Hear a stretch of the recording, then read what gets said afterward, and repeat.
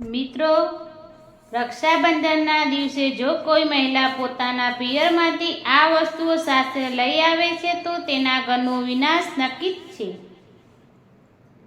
નમસ્કાર મિત્રો, તમારા બધાનું સ્વાગત છે અમારી ચેનલ પર એક નવી વાર્તામાં. તો ચાલો જાણીએ રક્ષાબંધન પર મહિલાઓને કઈ વસ્તુ પિયરમાંથી ન લાવવી જોઈએ અને બીજી ઘણી બધી માહિતી આપણે આ વિડીયોના માધ્યમથી જાણીશું. કે જેમ કે પીપળાના વૃક્ષને રાખડી બાંધે શું થાય છે, અને સાથે એ પણ જાણી કે રક્ષાબંધન દિવસે તુલસીના છોડને રાખડી બાંધવાથી 5 મોટા ચમત્કારી ફાયદા થાય, અને તુલસીના છોડને રાખડી બાંધતી વખતે કયા મંત્રનો જાપ કરવો જોઈએ. જો તમારા ઘરમાં પણ તુલસીનો છોડ છે તો આ ઉપાય તમારે ચોક્કસ કરવો જોઈએ.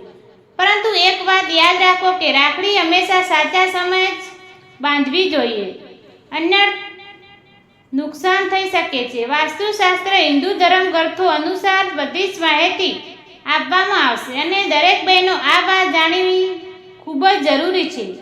મિત્રો, રક્ષાબંધન તહેવાર દર વર્ષ શ્રાવણ માસની પૂર્ણિમાથી તિથિએ ઉજવવામાં આવે છે.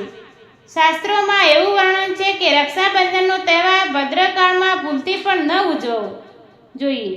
ભદ્રમાં રક્ષા સૂત્ર એટલે કે રાખડી બાંધવાની અત્યંત અશુભ માનવામાં આવે છે. શાસ્ત્રોમાં કહેવું છે કે ભદ્રના ત્યાગ કરીને રક્ષાબંધનનો પર્વ ઉજવવો જોઈએ.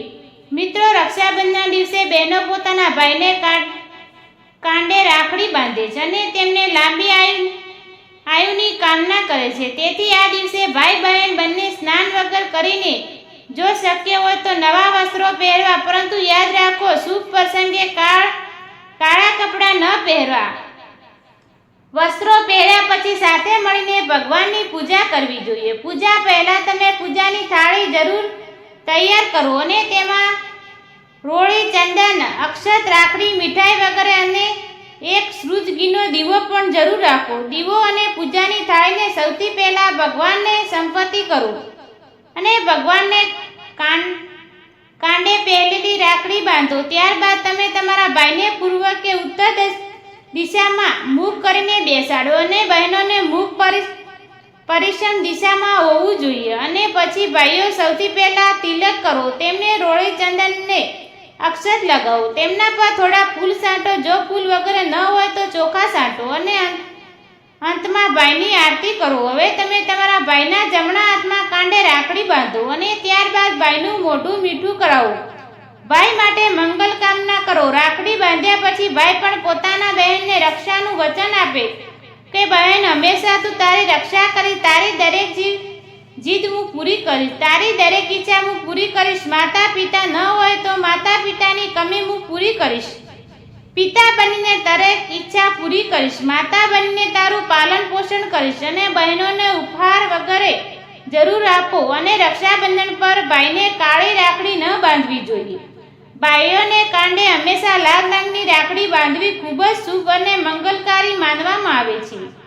અને બહેનો રાખડી બાંધવા માટે ભાઈના ઘરે જાતે જવું જોઈએ. મિત્રો, અને રક્ષાબંધન પર એક એવો ઉપાય છે, બહેનો જો કરે તો તેને દુનિયાની કોઈ શક્તિ ધનવાન થતા રોકી શકે નહીં. આ ઉપાયથી ભાઈને ઉચ્ચ પદની પ્રાપ્તિ થાય છે, સરકારી નોકરી મળે. જો વેપાર મંદો ચાલતો હોય તો તે દોડતા લાગે છે, ઉડતા પક્ષીઓની જેમ વેપાર દોડે છે. ભાઈઓને ક્યારેય કોઈની નજર નથી લાગતી. આ ઉપાય કરવાથી ભાઈ બહેનનો પ્રેમ વધે છે.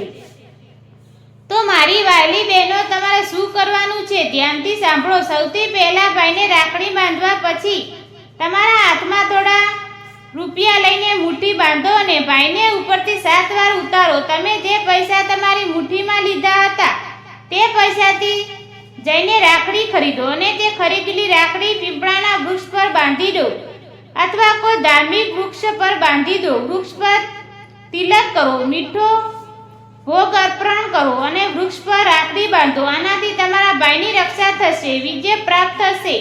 આમ કરવાથી બહેનો અને ભાઈ બંનેનું કલ્યાણ થશે, ભલું થશે. ભાઈની નજર અને દોષ, કાળ સર્પદોષ, પિતૃ દોષ, રાહુ દોષ, શનિ દોષ, ભયંકર ગરીબીનો દોષ ક્યારેય નહીં લાગે. મિત્રો, આ ઉપાય તંત્રશાસ્ત્રના અધ્યયનના સ્પષ્ટ લખે છે કે જો રક્ષાબંધન પર આ ઉપાય કરવામાં આવે તો સાક્ષાત ભાઈને ધનવાન થતા કોઈ રોકી શકે નહીં.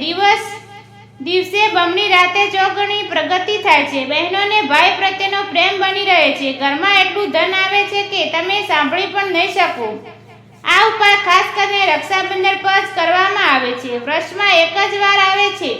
મિત્રો, આ ઉપાયથી શું ખબર તમારું ભાગ્ય ચમકી જાય, કારણ કે આપણને ખબર નથી કે ક્યારે કોનું ભાગ્ય સાતમા આસમાને ચાલુ જાય. સાચા હૃદયથી કરેલા ઉપાય સમસ્ત ઈશ્વર પણ નિષ્ફળ નથી કરતા. અને જો એક બહેન ભાઈ માટે આ ઉપાય કરે તો સમસ્ત ઈશ્વર પણ આ ઉપાયને ખાલી નથી જવા દેતો, કારણ કે તેમાં એક બહેનનો હાથ છે કે તેના પ્રેમ છે, મમતા છે, ભાઈ પ્રત્યે સાચી આસ્થા છે. અને આજે આસ્થાને જોઈને ઈશ્વર આ ઉપાયને સફળ બનાવે છે. હવે જો ભૂલથી કોઈએ વૃદ્ધાકાળમાં બાઈને રાખડી બાંધવી દીધી તો ભદ્રના પ્રકોપથી કેવી રીતે બચવું, કયો ઉપાય કરવો જેથી ભાઈ પર સંકટ ન આવે? તો સામાન્ય છે કે જો ભદ્રના આપણે આદર કરીએ કે વિવિધ વાતથી તેમને પૂજા કરી તેમના 12 નામનો જાપ કરીને તો ભદ્રના પ્રકોપથી તમે બચી શકો. સાથે જ માતા લક્ષ્મી સાથે અન્ય દેવી દેવતાનું પૂજા કરો અને ભાઈની રક્ષાથી પ્રાર્થના કરો. પરંતુ ભાઈઓને સમૃદ્ધિ માટે તમારે ભદ્રકાળનું ખાસ ધ્યાન રાખવું પડશે.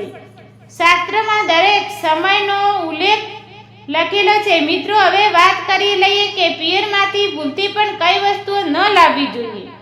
મિત્રો, શાસ્ત્રમાં કેટલી એવી વસ્તુઓ વર્ણન છે કે જે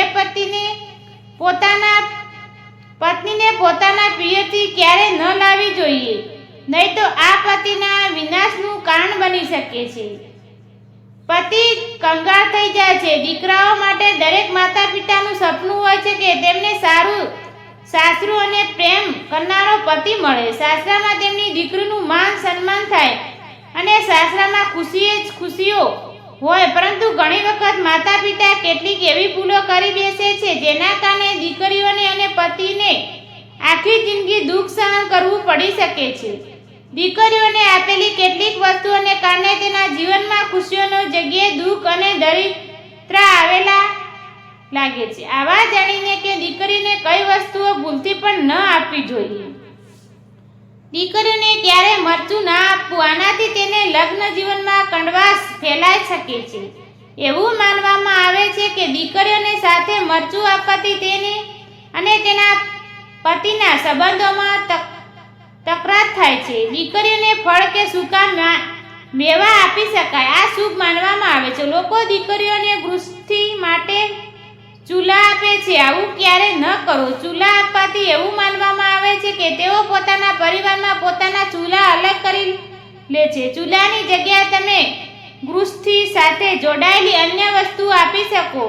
દીકરીઓને ભૂલથી પણ તીક્ષ્ણ ધારવાળી વસ્તુઓ ન આપો. આના મતલબ થાય કે તમે તેને સંબંધોમાં ધૂળમિલ થતા રોકો છો. તમે તમારા દીકરીઓને મીઠી વસ્તુ આપી શકો. ઉપરાંત દીકરીઓને ભૂલથી પણ અથાણું પણ આપવાથી તેના સંબંધોમાં ખટાશ આવે. જ્યારે તમે ખાવા પીવાની બાકીની વસ્તુ આપી શકો. મિત્રો, જો કોઈ પત્નીને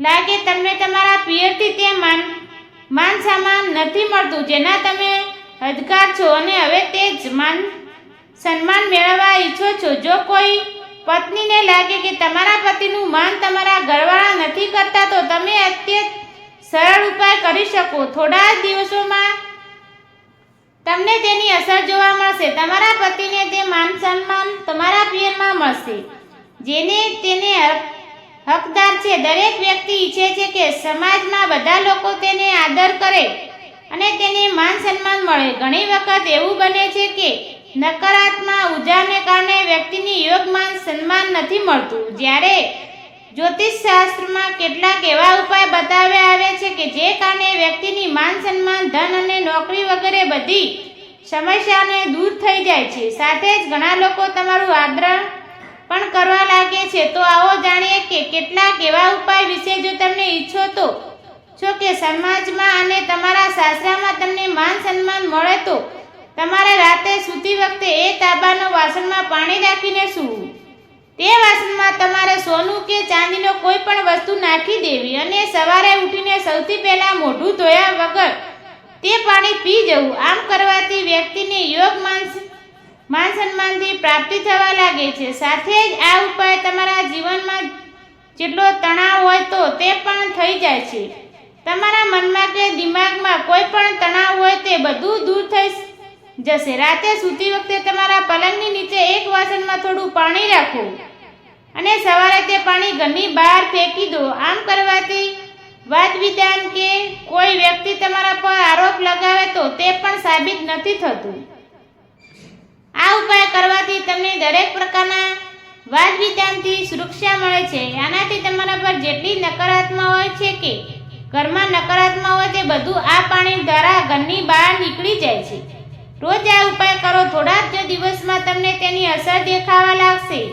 અને જો તમને નોકરી નથી મળતી, તમારે વેપાર નથી ચાલતો, તમે કબૂતર અને ચકલીને ચોખા બાજરીનું મિશ્રણ નાખવું જોઈએ અને તમે બાજરી શુક્રવારે ખરીદવી અને શનિવારથી આ પ્રક્રિયા શરૂ કરવી. આમ કરવાથી ઘણા લોકો મળે છે અને માન સન્માન સાથે ધન સંબંધી સમસ્યાનો પણ દૂર થઈ જાય છે.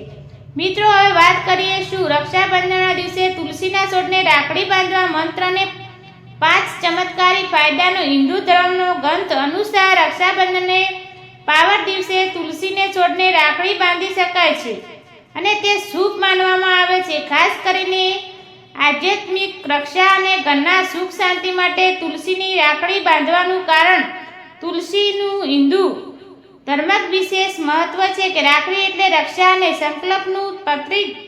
જ્યારે તુલસીને રાખડી બાંધવામાં આવે છે ત્યારે તે ઘર અને પરિવારની રક્ષા માટે એક પાવન સંકલ્પનો બને છે. તુલસીને રાખડી બાંધવાનો ફાયદો એક, ઘરમાં નકારાત્મક શક્તિ દૂર થાય છે. 2, ધન, આરોગ્ય અને શાંતિ વધે છે. 3, કુટુંબમાં પ્રેમ અને સુરક્ષા વધે છે. 4, ઘરના વૃક્ષ અને વનસ્પતિઓમાં પાવનતા રહે છે. 5, તુલસી સ્ત્રી તત્વનું પ્રતીક છે, તેથી સ્ત્રી સુખ અને લક્ષ્મી કૃપા મળે છે. કેવી રીતે રાખડી બાંધવી? વહેલી સવારે સ્નાન પછી તુલસીમાં પાણી અર્પણ કરો, ધૂમ દીવો કરો અને મંત્રોચ્ચાર સાથે રાખડી બાંધો. શ્રી તુલસી માતા અભયમ દેવી મમ કુટુંબાય જેવા મંત્ર ઉજવાથી બાંધવી વધુ પવિત્ર માનવામાં આવે છે. આ ઉપાય ખાસ કરીને વાસ્તુ શાંતિ, ઘરમાં રોગ દુઃખ નિવારણ માટે અસરકારક છે. તો મિત્રો, તમને મારી માહિતી સારી લાગી હોય તો વિડીયોને લાઈક કરો, શેર કરો અને ચેનલને સબસ્ક્રાઈબ કરવાનું ભૂલશો નહીં. અને કોમેન્ટ બોક્સમાં સાચા દિલથી જય મા લક્ષ્મી જરૂર લખજો. જય શ્રી કૃષ્ણ, જય માતાજી.